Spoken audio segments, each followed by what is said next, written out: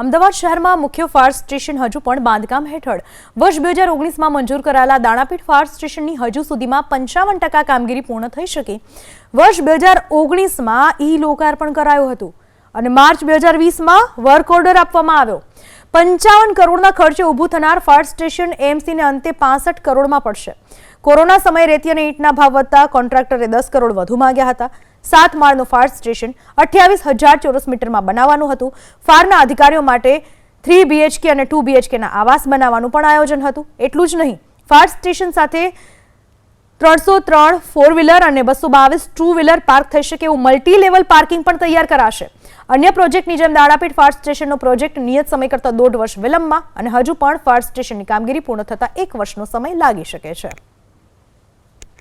રાજ્યના સૌથી મોટા શહેર અમદાવાદ શહેરના ફાયર સ્ટેશન પાસે મુખ્ય ફાયર સ્ટેશનની અછત હોવાની સ્થિતિ સામે આવી છે। વર્ષ 2019માં અમદાવાદ મહાનગરપાલિકાએ મુખ્ય ફાયર સ્ટેશન દાણાપીઠને નવીનીકરણ અને તેને આધુનિક બનાવવાની જાહેરાત કરી હતી અને પ્રધાનમંત્રી નરેન્દ્ર મોદીએ આ ફાયર સ્ટેશન છે તેનું લોકાર્પણ કર્યું હતું।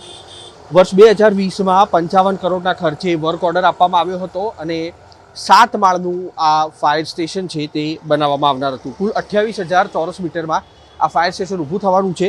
આખી પ્રક્રિયાને પૂર્ણ થયા અને પણ 4 વર્ષથી ઉપરનો સમય થઈ ચૂક્યો છે, તેમ છતાં પણ આ ફાયર સ્ટેશન છે તે હજી પણ 50 થી 55% જેટલું પૂર્ણ થયું છે।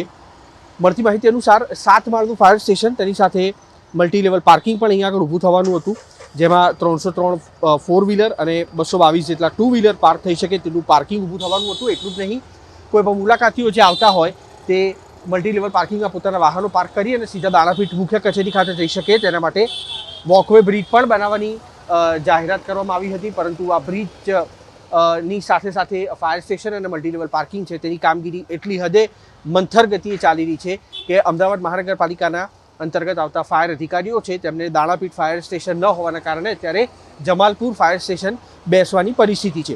બીજી તરફ કોટ વિસ્તારમાં લાગતી આગને કાબૂમાં લેવા માટે જમાલપુરથી અને અલગ અલગ અન્ય નજીકના જે ફાયર સ્ટેશનો છે શાહપુર સહિતના ત્યાં આગળથી ફાયરના સાધનો મોકલવા પડે તે પ્રકારની પરિસ્થિતિ છે।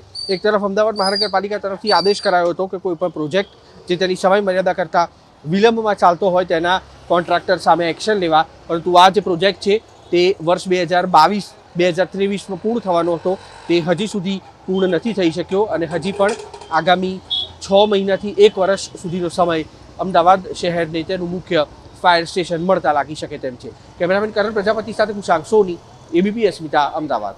80 વર્ષ જૂનું ફાયર સ્ટેશન તથા 40 વર્ષ જૂનું ફાયર સ્ટાફ ક્વાર્ટર્સ ડિમોલિશ કરી 65 કરોડના ખર્ચે આપણે નવું fire station, multi level parking ને ફાયર ક્વાર્ટર્સ બનાવવા જઈ રહ્યા છીએ।